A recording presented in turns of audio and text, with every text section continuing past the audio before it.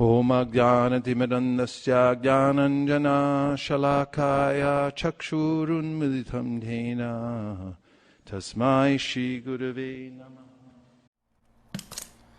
Now I'm going to read to you from the Caitanya-caritamrta in the preface to the book itself. And this preface, to give you an idea, is completed by Srila Prabhupada on March 14th, 1968, at the birthplace of Lord Chaitanya, Sri Sri Radha Krishna Temple, New York, New York. There's no difference between the teachings of Lord Chaitanya presented here and the teachings of Lord Krishna in the Bhagavad Gita. The teachings of Lord Chaitanya are partial demonstrations of Lord Krishna's teachings.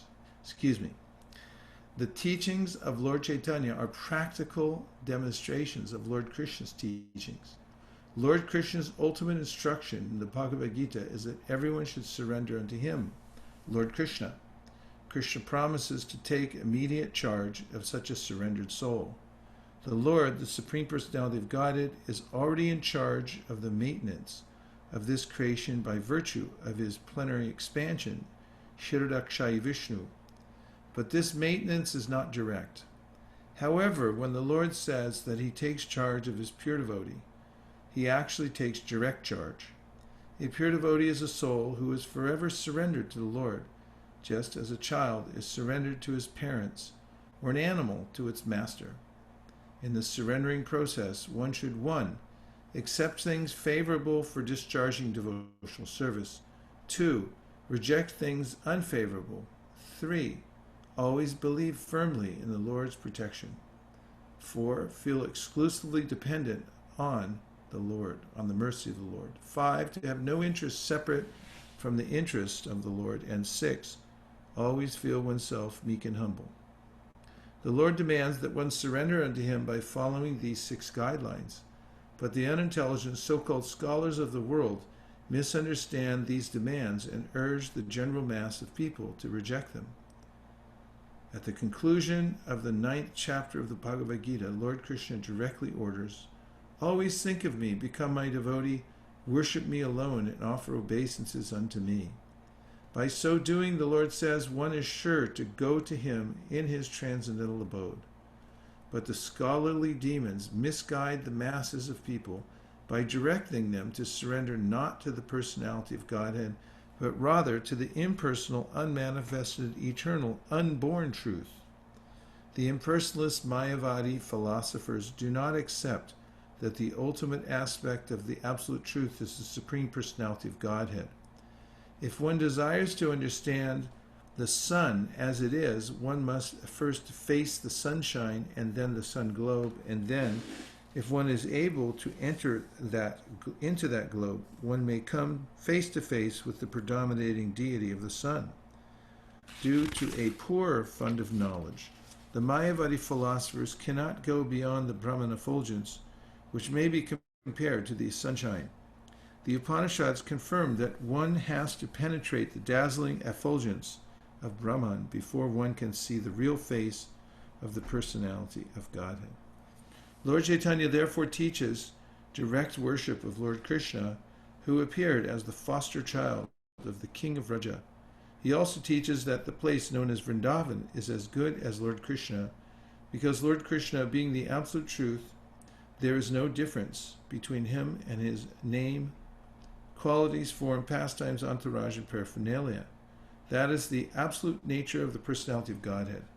Lord Chaitanya also teaches that the highest mode of worship in the highest perfectional stage is the method practiced by the damsels of Braja. These damsels, gopis or cowherd girls, simply loved Krishna without any motive for material or spiritual gain. Lord Chaitanya also teaches that Srimad Bhagavatam is a spotless narration of transcendental knowledge, and that the highest goal in human life is to develop unalloyed love for Krishna, the Supreme Personality of Godhead. Lord Chaitanya's teachings are identical to those given by Lord Kapila, the original propounder of Sankhya Yoga, the Sankhya system of philosophy. This authorized system of yoga teaches meditation on the transcendental form of the Lord. There's no question of meditating on something void or impersonal. When one can meditate on the transcendental form of Lord Vishnu, even without practicing involved sitting postures, such meditation is called samadhi. That kind of meditation is perfect samadhi. That this kind of meditation is perfect samadhi is confirmed at the end of the 6th chapter of Bhagavad Gita, where Lord Krishna says that of all yogis, the greatest is the one who constantly thinks of the Lord within the core of his heart with love and devotion. On the basis of the Sankhya philosophy of Achintya Bheda Bheda Tattva, which maintains that the Supreme Lord is simultaneously one with and different from his creation, Lord Chaitanya taught that the most practical way for the mass of people to practice Sankhya Yoga meditation is simply to chant the holy name of the Lord. He taught that the holy name of the Lord is the sound incarnation of the Lord, and that since the Lord is the absolute whole, there is no difference between his holy name and his transcendental form. Thus, by chanting the holy name of the Lord, one can directly associate with the Supreme Lord by sound vibration. As one practices chanting this sound vibration, one passes through 3 stages of development: the offensive stage, the clearing stage, and the transcendental stage. In the offensive stage of chanting, one may desire all kinds of material happiness, but in the second stage, one becomes clear of all material contamination. When one is situated on the transcendental stage, one attains the most coveted position, the stage of loving God. Lord Chaitanya taught that this is the highest stage of perfection for human beings. Yoga practice is essentially meant for controlling the senses. The central controlling factor of all the senses is the mind. Therefore, one first has to practice controlling the mind by engaging it in Krishna consciousness. The gross activities of the mind are expressed through the external senses, either for the acquisition of knowledge or for the functioning of the senses in accordance with the will. The subtle activities of the mind are thinking, feeling, and willing, which are carried out according to one's consciousness, either polluted or clear. If one's mind is fixed on Krishna, his name, qualities, form, pastimes, entourage, and paraphernalia, all one's activities, both subtle and gross, become favorable. The Bhagavad Gita's process of purifying consciousness is the process of fixing one's mind on Krishna by talking of his transcendental activities, cleansing his temple, going to his temple, seeing the beautiful transcendental form of the Lord nicely decorated, hearing his transcendental glories, tasting food offered to him, associating with his devotees, smelling the flowers and tulsi leaves offered to him, engaging in activities for the Lord's interest, becoming angry at those who are malicious toward devotees, etc. No one can bring the activities of the mind and senses to a stop, but one can purify these activities through a change in consciousness. This change is indicated in the Bhagavad Gita 239, where Krishna tells Arjuna of the knowledge of yoga, whereby one can work without fruit of results. O son of Pritha, when you act in such knowledge, you can free yourself from the bondage of works. A human being is sometimes restricted in sense gratification due to certain circumstances, such as disease, but such proscriptions are for the less intelligent. Without knowing the actual process by which the mind and senses can be controlled, less intelligent men may try to stop the mind and senses by force, but ultimately they give in to them and are carried away by the waves of sense gratification. The 8 principles of Sankhya Yoga, observing the regulative principles, following the rules, practicing the various sitting postures, performing the breathing exercises, withdrawing one's senses from the sense objects, etc., are meant for those who are too much engrossed in the bodily conception of life. The intelligent man situated in Krishna consciousness does not try to forcibly stop his senses from acting. Rather, he engages his senses in the service of Krishna. No one can stop a child from playing by leaving him inactive. Rather, the child can be stopped from engaging in nonsense by being engaged in superior activities. Similarly, the forceful restraint of sense activities by the 8 principles of yoga is recommended for inferior men. Superior men, being engaged in the superior activities of Krishna consciousness, naturally retire from the inferior activities of material existence. In this way, Lord Chaitanya teaches the science of Krishna consciousness. That science is absolute. Dry mental speculators try to restrain themselves from material attachment, but it is generally found that the mind is too strong to be controlled, and then it drags them down to sensual activities. A person in Krishna consciousness does not run this risk. One therefore has to engage one's mind and senses in Krishna conscious activities, and Lord Chaitanya teaches one how to do this in practice. Before accepting sannyas, the renounced order, Lord Chaitanya was known as Vishwambar. The word Vishwambar refers to one who maintains the entire universe and who leads all living entities. This maintainer and leader appeared as Lord Sri Krishna Chaitanya to give humanity these sublime teachings. Lord Chaitanya is the ideal teacher of life's prime necessities. He is the most munificent bestower of love of Krishna. He is the complete reservoir of all mercies and good fortune. As confirmed in Srimad Bhagavatam, the Bhagavad Gita, the Mahabharata, and the Upanishads, he is the Supreme Personality of Godhead, Krishna himself, and he is worshipable by everyone in this age of disagreement. Everyone can join in his Sankirtan movement. No previous qualification is necessary. Just by following his teachings, anyone can become a perfect human being. If a person is fortunate enough to be attracted by Lord Chaitanya, he is sure to be successful in his life's mission. In other words, those who are interested in attaining spiritual existence can easily be released from the clutches of Maya by the grace of Lord Chaitanya. The teachings presented in this book are non-different from the Lord.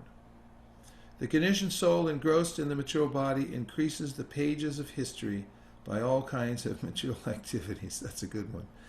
I'll read it again. The conditioned soul engrossed in the material body increases the pages of history by all kinds of material activities. The teachings of Lord Chaitanya can help the members of human society stop such unnecessary and temporary activities and be elevated to the topmost platform of spiritual activities, which begin after liberation from material bondage. Such liberated activities in Krishna consciousness constitute the goal of human perfection. The false prestige one acquires by attempting to dominate material nature is illusory. Illuminating knowledge can be acquired by studying the teachings of Lord Chaitanya, and by such knowledge one can advance in spiritual existence. Everyone has to suffer or enjoy the fruits of his activity. No one can check the laws of material nature that govern such things. As long as one is engaged in fruit of activity, one is sure to be baffled in the attempt to attain the ultimate goal of life. I sincerely hope that by understanding the teachings of Lord Chaitanya presented in this book, Sri Caitanya-caritamrta, human society will experience a new light of spiritual life, which will open the field of activity for the pure soul. Om Tat Sat. A.C. Bhaktivedanta Swami, March 14th, 1968. The birthday of Lord Chaitanya, Sri Sri Radhakrishna Temple, New York, New York. And now, please ask some questions that will illuminate the conversation or expand it. Hare Krishna Guru Maharaj, Dandavat Pranam. So this is Pranagopika Devi Dasi. Hare Krishna. So Guru Maharaj, in the last lines you read, these the conditioned soul engrossed in the material body increases the pages of history by all kinds of material activities. So I am in this material world. So whatever activities I am doing, there will be some material, what to say, vasana, like I'm unable to explain, but that materialistic thing is there. So how should I understand, like that how we are, how to turn that into spiritual? Because in this material world we are there, we whatever we do, it is like material only. how come I transform that to spiritual? Yes, thank you for your question. So this is answered both in the Bhagavad Gita and by the disciples of Lord Chaitanya Mahaprabhu. In the Bhagavad Gita, Krishna says, Brahmarpanam Brahmahavir Brahmagnau Brahmanohutam Brahmaiva Tinagantavyam Brahmakarma Samadhina. And that is when you engage dravya, material things, in the service of the Lord, then they become spiritualized. Just as much as when you take an iron rod and you put it into fire, the iron rod transforms and it becomes fire-like.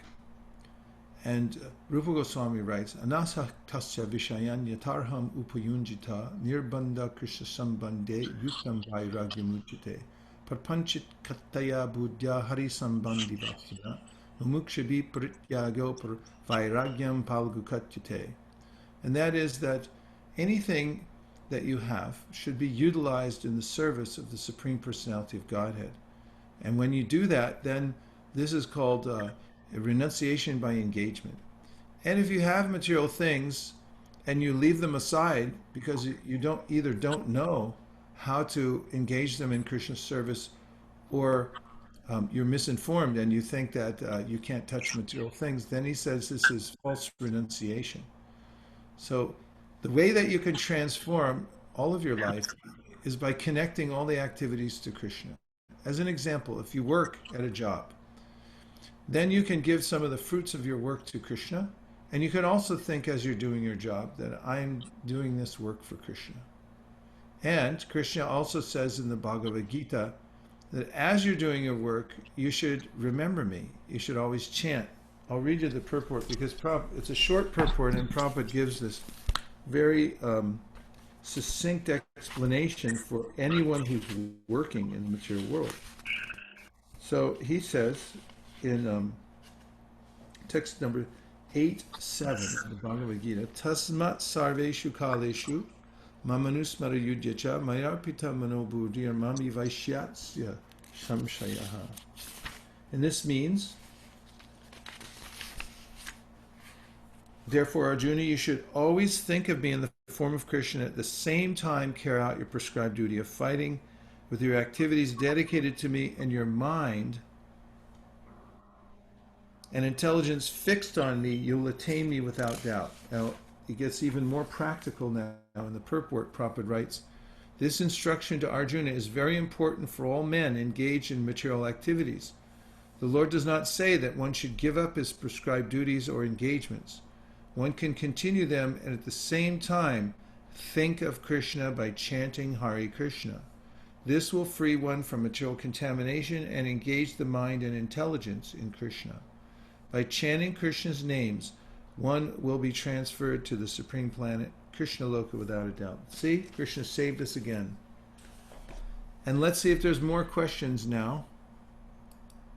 Okay, so we have the chat box, and we also have Facebook, through which I'm receiving Hare Krishna Guru questions. Maharaj. Yes. Yeah, this is Shamilangi Devi Dasi. I just had a comment because we sang that song, Gai Gora Madhur Shore, and then that Grihe Thako Bone Thako. So there's another song we sing in the temple, Gaurangira Duti Podo. In that also there is one line, Grihe Ba Bonete Thake, Gauranga Bole Dake, Narottam Mare Mange Tar Shango. So I just had that, that same thought is used in another song as well, which we sing usually. So I just remembered that. Yes. So there's a common theme that you should go on chanting Hare Krishna and serving Krishna whatever situation you're in, whether you're rich, poor, fallen, born in a Brahmin family, any situation. Thank you for reminding us. Here we go from Facebook. Madan says, one intends to, one tries to it and keeps failing. Feels like that's God's will and grace is not forthcoming. Adds to frustration and almost feels smoke depression. It's like you are trying to move away from worldly awards and still not getting close to Krishna consciousness. One is here, not there. Give up? What to do? Definitely don't give up. Bhakti yoga is very, very powerful.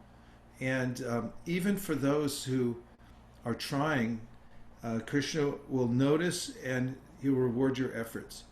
And be very patient, because it takes time in order for the habits of bhakti yoga to influence one's life.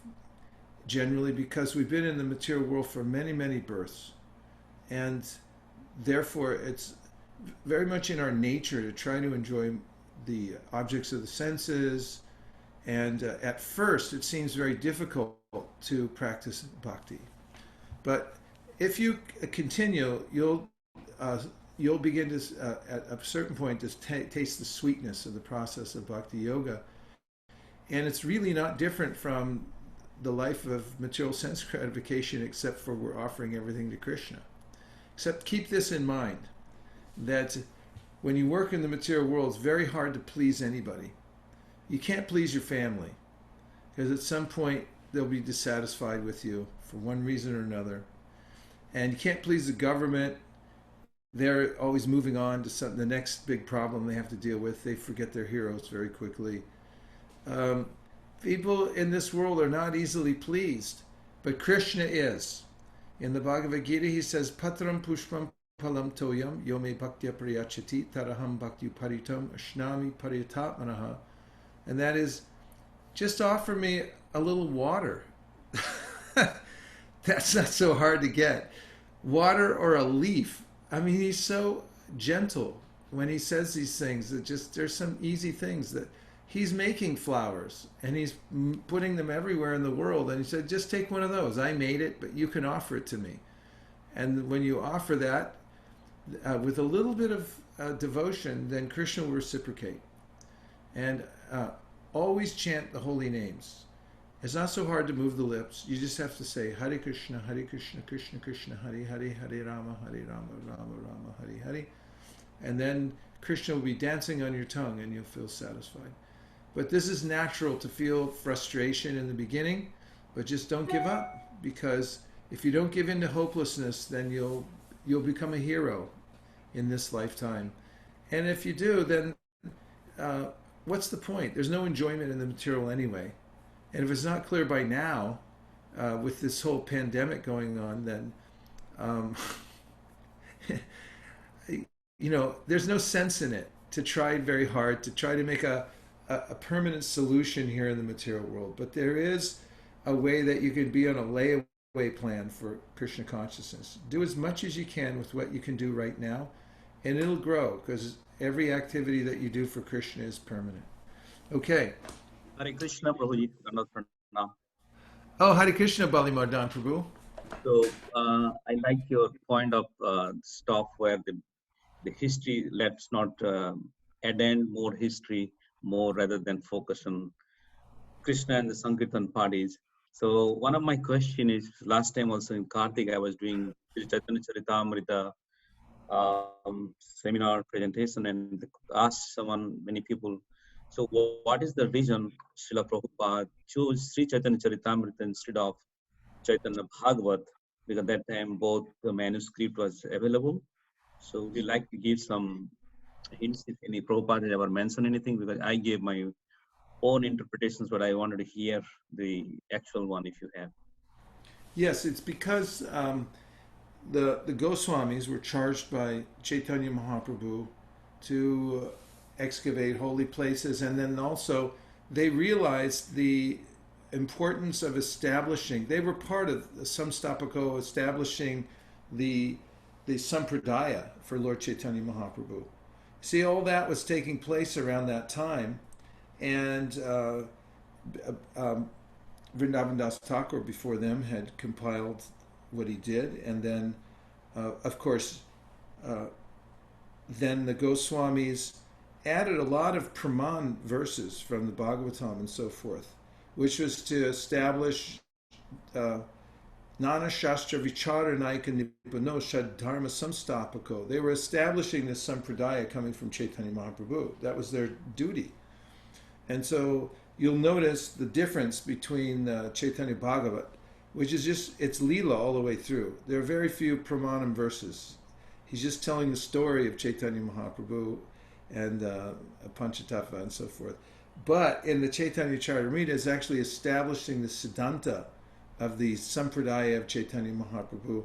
He starts off Vande Guru Nisha Bhakta Nisha Isha Nisha Avatarakam Tat Prakasham Stat Shakti Krishna Chaitanya Samjikam, and goes on to describe, who Chaitanya Mahaprabhu, who Lord Nityananda are, and then it's from there on, it's a string of verses from the Srimad Bhagavatam, showing, as Radhika Raman Prabhu was showing, that the two philosophies, Chaitanya Mahaprabhu's presentation and the Srimad Bhagavatam, are identical. And so, Srimad Bhagavatam is the ultimate authority, and Mahaprabhu accepted it as the ultimate authority, and the Goswamis, headed by Kaviraj Goswami, then put together this book to establish that Chaitanya Mahaprabhu and his sampradaya. Thank you. Thank you very much. Thank you very much for such an important and trenchant question. Hare Krishna, Guru Maharaj. Oh, Hare Krishna. This is Bhakti and Shraddha. How's things at the ashram over there? It's going well. We have great. Okay, good. Hare Krishna. Hare Krishna. Great to see you. Okay. You too. I have a question. So in the purport, Prabhupada says that if one desires to understand the sun as it is, one must first face the sunshine and then the sun globe. And then if one is able to enter into the globe, one may come face to face with the predominating deity of the sun. So does that mean that if we're trying to understand Krishna now, then maybe in our past lives we were Mayavadis? Or is it like we could have gotten mercy from a devotee at any point, which is why we're trying to understand Krishna now? Well, no, it doesn't necessarily mean we're Mayavadis. The verse doesn't mean that. And the other thing is, just for preciseness, a Mayavadi is somebody who's made a big mistake. That's why, we call Mayavadi. They're peddling something that is actually erroneous, and hence the name Mayavadi, because they made this categorical mistake in thinking that Krishna and his body are Maya. They're part of. In other words, they say the body is the same as the three modes of material nature. It's a production of sattva gun, and so forth. But the real supreme is that which is beyond even the form, and so forth. This is Mayavadi. It's a mistaken idea. There's another terminology, the Brahmavadi, who and you'll hear descriptions of such persons in Shantaras, in the Nectar of Devotion, where they like to sit and contemplate the all-pervasiveness of the Lord and so forth. And the four Kumars were such. They were not Mayavadis, but they were Brahmavadis. But they were transformed when they smelled the tulsi leaves from the lotus feet of Lord Narayan. And the verse says that they then, tasyaravinda nayanasya padaravinda, that they became transformed in heart and inclined towards the personal form of the Lord. There, Prabhupada is just pointing out that there is a progression. Vadanti tat tat vavidas tat famyaj gyanamadvayam brahmeti paramatmeti bhagavaniti shabdite. This is from Bhagavatam, as you know, 1-11, which is naming that the absolute is advaya gyan tattva. It's one thing. There's only one truth. God is everything, and therefore is absolute. But there's categories.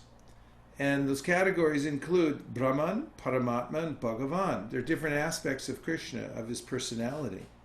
And so there he's pointing that out, that if you just see the sunlight, you're not getting everything, and then you might recognize that there's a sun globe it's coming from. But then you got to go further inside the sun globe. There's the Supreme Personality of Godhead who's manifesting all this effulgence and so forth.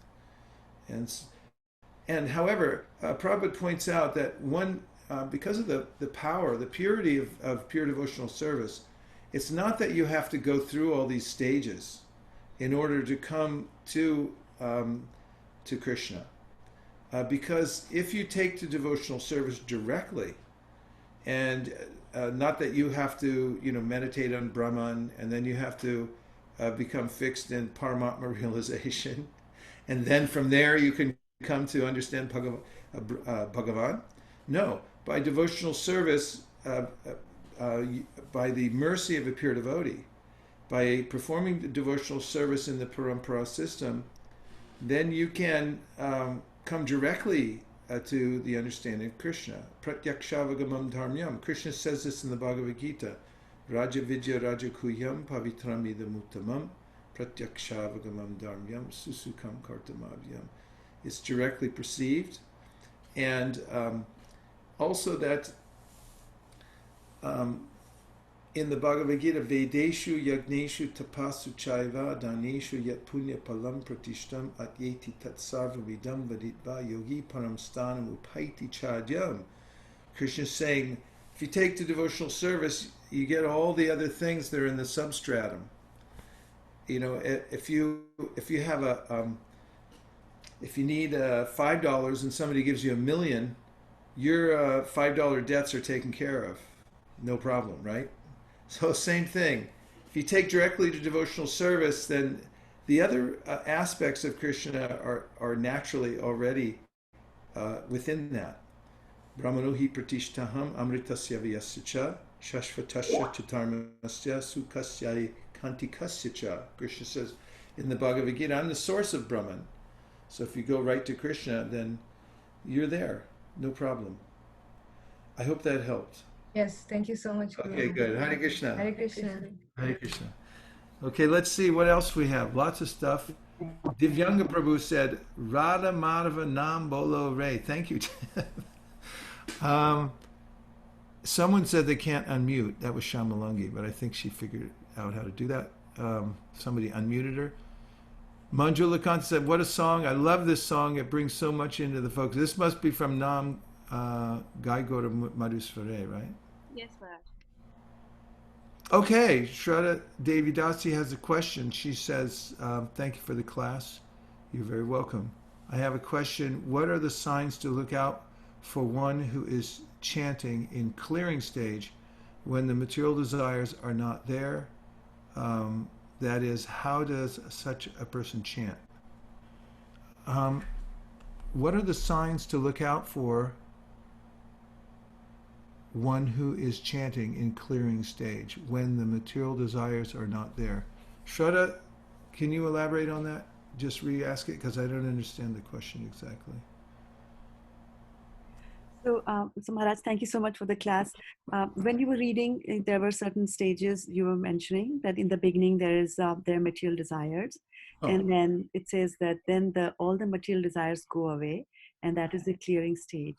So my question was that what are the signs that one should look for that that he chants without any mind doesn't go anywhere, or how does that? Well, the Bhagavatam says it's kind of like when you eat food. Bhagavatam says, Bhakti Parishanu Bhava Viraktiranya Tatraisha Trika Ekakala Prapadya Manasya Yatashnita Sus Tushti Pushti Shud Apayonugasam. So when you're hungry and you eat food, then you naturally feel that you're full, and you're getting full with every bite, Shud Apayanu. And then also you get Tushti, satisfaction, and you get Pushti, nourishment. And when you have that, you don't need a certificate from anybody. You can tell for yourself when you're getting nourished, when you're feeling satisfied, and when your hunger is going away. So the same thing, when you're coming to the clearing stage and it's tadara rajas tamo bhava kama lubadayas jaye, the lower modes of nature are dissipating, then especially there's no more pinching from those lower modes, and one feels satisfied. Especially envy. Envy is an all-pervading sentiment here in the material world, and it ruins everything. It's like poison. It gets in everything, gets on your clothes. And it ruins our. So when we actually notice that the envy is subsiding, and that we have an attraction for chanting, it's like that's the first thing we want to do, not the last, and then there's a natural way in which we're attracted to hearing. Madguna shruti matrena sarvamaya gahashaye manogatira vichina yata gangam bason budao.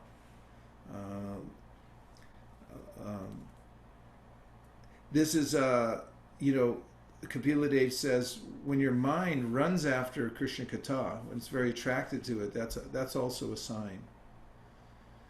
This is a namabas, a clearing stage, really means that you're getting genuinely freed from the reactions to sinful activities. And the reactions to sinful activities really take place within the mind. The mind has a predisposition to enjoy material sense gratification, and that creates more problems. But then when that predisposition goes away, you become a free person, because then you can be self-directing, and you could say, hey, I'd rather hear and chant. I don't want sense gratification.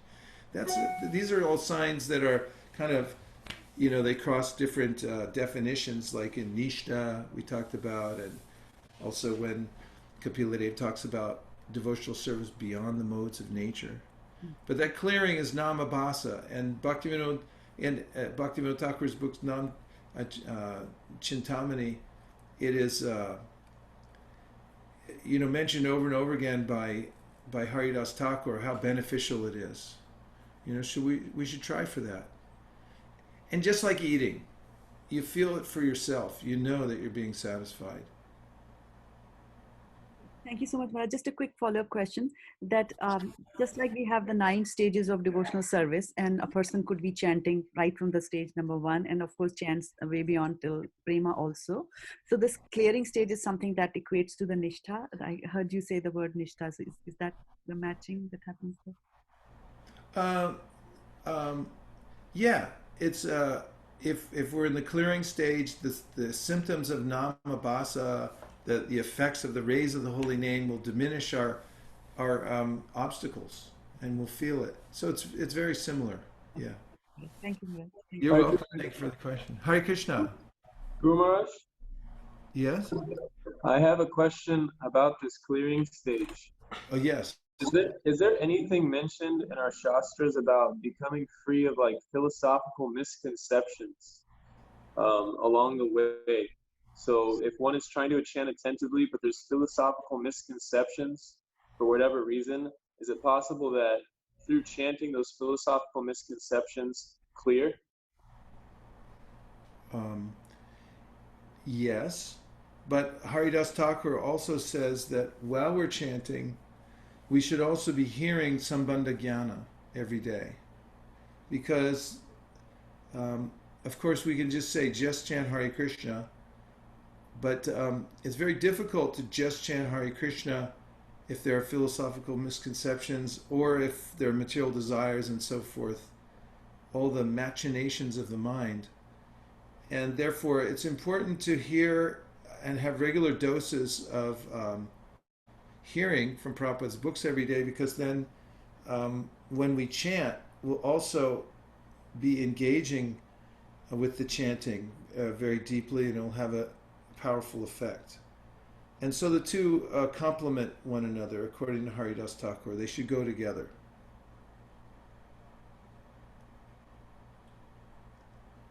I hope that was helpful. Yes, thank you very much, Guru Maharaj. Okay, Hare Krishna. I have a follow-up question, if it's okay. A follow-up question? Yeah, about Yes. something. I was wondering that what is one ingredient that the living entity should I'm sorry, I didn't hear it. Go ahead. What is one ingredient, or if there is any one ingredient that will actually help a devotee to move from one stage to another in a faster pace? You want the active ingredient.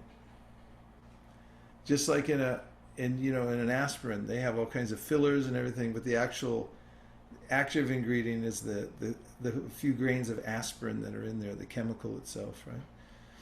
Yeah, so Prabhupada mentions this is submissiveness.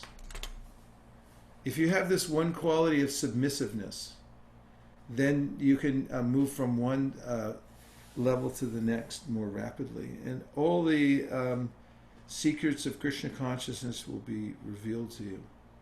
So you can study the science of submissiveness. This is why Chaitanya Mahaprabhu points out, Durdaivam idrishami hajani nanragaha. Then he says, Trinadapi sunichena, be submissive. And you'll find that look at the beginning of the Srimad Bhagavatam. What is it that Shaunaka and the sages said was Suta's main qualification? Somyata. He said, Somya, you're submissive. You're soft-hearted. Snigdasya. Snigda is a beautiful word. It's like sometimes like affection, but it actually means something that's very smooth. Like ghee. If you take ghee and you put it in your fingers, it's very smooth. There's no grains in it or anything like that. And this attitude of submissiveness to Guru and Krishna, and there's no rough spots and things like that. This is the qualification that they say you are submissive to your gurus. That's why that's why you were able to take in everything, and that's why you're being put up on this in this position now. You're going to teach everybody the Bhagavatam because you were submissive. So submissiveness is the key. In fact, Prabhupada makes comments about it in the Bhagavatam. I can't divert my eyes right now to do that, but somebody, if they want to look up submissiveness quotes, Balaram jumped right into it, then you can see that there's some really powerful quotes Prabhupada gives about that.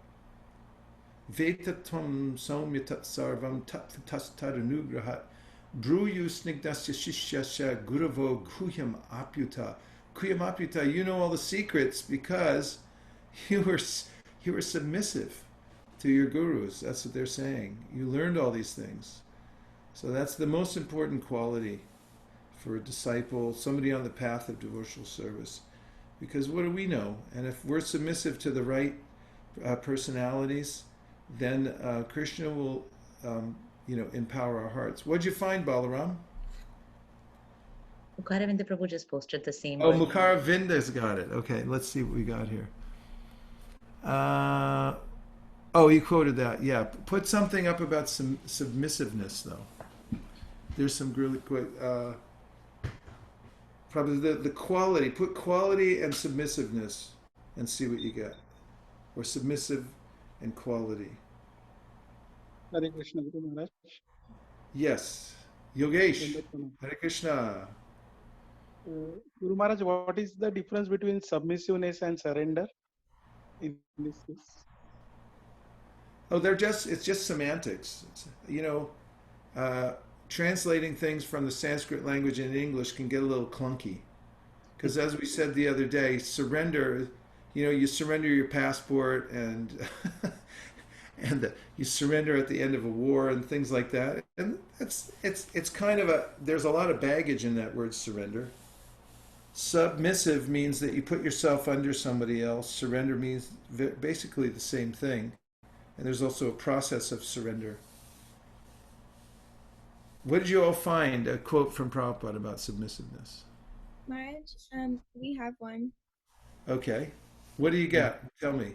So in the purport of Srimad Bhagavatam 3.25.30, he says, so this is submission. The process of understanding transcendental subject matter is not by challenge, but by submission. The whole bhakti process is submission. That is Chaitanya Mahaprabhu's teaching. Hey, the Pandit circle is alive and well, I can see here. Very good. Hare Krishna, Guru Maharaj. I have a good one I found in the system. Okay, let's go, Alex. Hare Krishna. So it says, we cannot discover the mysteries of the Lord by our mundane endeavors. They are only revealed by His grace to the proper devotees. These mysteries are gradually disclosed to the various grades of devotees in proportion to the gradual development of their service attitude. In other words, persons who depend upon the strength of their poor fundamental knowledge and morbid speculative habits, without submission and service in the forms of hearing, chanting, and the others mentioned above, cannot penetrate to the mysterious region of transcendence where the supreme truth is a transcendental person, free from all tinges of the material elements. Very good. Excellent. The hits just keep on coming. Yes. found another one. Okay. It is not cheap. It is not a cheap thing that immediately you learn God. But if you are submissive, if you are really inquisitive, then God reveals unto you. Swayameva spuratyata. Nice. It's very, very important. Yeah. And let's see what Mukharvinda put here. Propagating. Did you look at the word quality and submissiveness? Okay. And we have Malati Priya said one must learn the transcendental subject by submissive and oral reception. Guru Maharaj, Yes. I have one. Okay. Caitanya-caritamrta 155. The development of submissiveness is the cause of proportionate spiritual realization by which one can ultimately meet the Supreme Lord in person as a man meets another man face to face. Read it one more time. The development of submissiveness is the cause of proportionate spiritual realization by which one can ultimately meet the Supreme Lord in person as a man meets another man face to face. We rest our case. And we could go on all night with submissiveness, but that's where it lies, because when a person or an entity of any kind is trying to enter into the secrets of a superior person, there's only one way you can do it, is through submissiveness. You can't pry it out with a crowbar, and you can't, hold somebody at gunpoint and say, give it to me, which is many of the other processes for trying to discover the secrets of the universe are based on this idea that I'll dominate. And by my scientific prowess, I'll dominate. By technological prowess, I'll be able to penetrate the secrets of the universe, and so forth. And even some approaches of discipline in yoga and so forth, they have this idea that by my own power of pranayama, of diligently controlling the mind and so forth, then I'll pull back the curtain and I'll reveal the Lord. But at the end of the 6th chapter on Dhyan Yoga, Krishna says, Yogi namapi sarvesham madgatanantaratmana shradhavan bhajate yomam same yuktatamo mataha. And that is, of all yogis, the best one is the one it loves me and is always abiding in me. And that comes through the process of bhakti, which is a very gentle process. Somya tat sarvam. It's very gentle and submissive to the superior Krishna, and to all those who are coming down in the line of Krishna, and submissive to as Malati Priya gave this nice thing about being submissive to hearing the Bhagavatam. Think about that. It's all about submissive hearing. And also, it's a different kind of hearing than hearing because you want to get the information and then dominate someone else. He could go through the database and say, I got him now, boy. Listen submissively. That what do I know? I'm a fallen, helpless jiva, and I'm going to submissively listen to the authority, Krishna. And if we do that, then everything good will come. Thanks for sparking that. Good question. That goes to the essence. We want to know, how does it actually function? What's the active ingredient? Well, I think we have time for just one more question. Hare Krishna, Guru Maharaj. This is Pranagupta. Yes. So, Guru Maharaj, you mentioned Sambandha Gnana when you are answering the question for the clearing stage. What is that Sambandha Gnana mean? Sambandha means relationship. It means that we have a relationship with Krishna in five different varieties.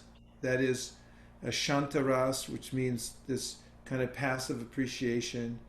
And there are in Vrindavan, there are devotees who actually Chaitanya Mahaprabhu really started with Dasya Ras, which is there's an impetus to serve the Lord and do service for Him, and then there's the relationship of being a friend, and there are varieties of friends that Krishna has.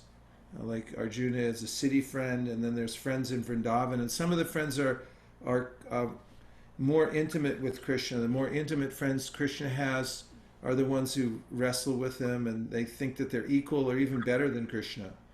And there's parental affection, headed by Mother Yashoda, the best of all the devotees. In parental is Mother Yashoda, Maharaj Nanda, and those who are attracted by this and have this proclivity towards this rasa when fully developed, they follow in the footsteps of devotees like Nanda or Yashoda in their mood of worshiping Krishna in that relationship. They see him as a dependent child, and Mother Yashoda is always running after Krishna when he leaves in the morning to make sure he got his lunch, just like you see in this world. How your mother treated you and was always nurturing and so forth. Then you can have that relationship with Krishna. And then there's the relationship of a lover. That contains all the others and is the most engrossing. It's considered the Ujjvala ras, and the topmost of rasas, most effulgent in qualities, and that is a rasa that some devotees are attracted to and are deeply within. No matter what rasa one is in, what relationship one has with Krishna, it's perfect. They're all perfect. There's none that are lacking, and each one of them, the devotee feels like this is the best. And also, at the same time, appreciates the others and glorifies the others, and also recognizes which ones are more perfect and most perfect. And so, Sambandha Gyan means starting off with understanding what Krishna taught Arjuna in the Bhagavad Gita, which is that Arjuna, you're not your body. You're a spiritual soul. And Caitanya Mahaprabhu in the Caitanya-caritamrta starts off answering the question of Rupa Goswami, who am I? Like, who am I? That's where you start in Sambandha Gyan. It's like, who am I? Where did I come from? And then he tells him, Krishnera Swarupahoy, Jivera Supahoy Krishnera Nitya Das, Krishnera Tatasta Shakti, Beta Beta Prakash. He tells him that you are an eternal servant of Krishna, and that you're also part of the energy of the Lord. This is Sambandha, knowing your relationship, what category of energy you're in. Krishnera Tatasta Shakti, or Tatasta Shakti of Krishna, Krishnera, of Krishna. Beta Beta Prakash. And so, you're part of Krishna, and so that's relationship. Then, like, who am I? Keshagra, Chaitanya Mahaprabhu goes on, Keshagra Shatabhagasha Sharam Sha Shadrishatmaka Jiva Sukshma Swarupo Yang Sankatito Hi Chitkana. You're smaller than 1/10,000th size the tip of the hair. And you're Chitkana, you're a particle of eternal consciousness. And then he describes that the Lord has three energies. He goes on to say, he says that Vishnu Shakti Para Prokta, Kshetra Gyakya Tatapura, Avidya Karma Sangyangya, Tritya Shakti Rishite. There's three major categories of energy, and your relationship with Krishna is as tatasta, that you can either be engaged, get caught by the spiritual sense, by the material sense gratification in Maya, or you can transfer yourself to the spiritual world, either one. So these are the preliminary teachings of Sambandha Gyan, and then I started with the more advanced understanding that we actually have an eternal relationship, personal relationship with Krishna, and we're meant to awaken that. And simultaneously, it also means to understand, asango hyayam purusha, you don't have any relationship with the material world, really. You're a foreigner here. This is not your place. Does that make you feel better? I mean, if you think this is messed up, what's going on in the world, it's because we don't belong here. This is not our thing. We don't like this kind of sideways dealings all the time, everything, getting turned over on its head. We want to live in an eternal atmosphere that's Shuddha Sattva, that's pure goodness. None of this Rajas Tamas. It's like sand in the sweet rice. And now, not just a little sand, somebody put a whole handful in. The whole thing's wrecked. So no happiness here. That's Sambandha Gyan. So you have to hear that regularly to understand that parastasmatu bhavo nyo vyakto vyaktat sanatana yatat sarveshu bhuteshu I'm sorry.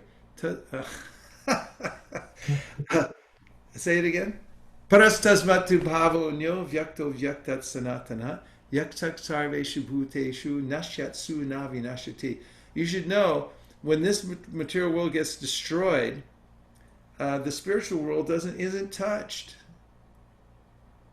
I said in that little video the other day, I was driving past the Comfort Inn with my godbrother, and I was just thinking, like, yeah, Comfort Inn. If they put Discomfort in, no one's going to want to stay there. Bad branding. Discomfort Inn. And Krishna deems the material world Dukkalayam Ashashvatam. It's the discomfort in. Welcome. You want to stay here? I don't think so. That's Sambandha Gyan. And then he says, there's another world that you're part of that doesn't get destroyed. It doesn't get COVID-19. No COVID. They're afflicted by other things, but they're very nice, the affliction in the spiritual world. This is not so nice. So, you know, that's Sambandha Gyan. You have to keep hearing about it, because Maya is very, very convincing. And we'll try to convince them, no, you know, your family, friends, and everyone's like, what are you talking? Greg, you stay here, make money, you know, be happy, get a beautiful girl, you know, it all turns sour in the material world. This is not our place. We don't like it. We like the spiritual world. We like Krishna, and he's our friend. So that's Sambandha Gyan. You have to hear that. And then when you hear that, you really lean into chanting. In fact, I recommend read a little Gita before you do your rounds, because it'll supercharge your rounds to get that kind of Sambandha Gyan before you chant. Okay? Thank you so much. No, thank you for such nice questions. They're very helpful, precise. In fact, all the questions. Actually, I'm noting all the points here. Hey, look, Gopal Champu Prabhu is on the call. That's pretty good. Well, I'm so happy we got a little chance to have some bhajan, Krishna Katha, and so forth. And today is Ekadashi, Guru Maharaja. I'm fasting. Today is Ekadashi, and it's a very important day. Today is Hari Vasara. It's the day of Lord Hari. Thank you, Guru Maharaj. And we should respect Mother Ekadashi, because if we respect Ekadashi, she'll take care of us.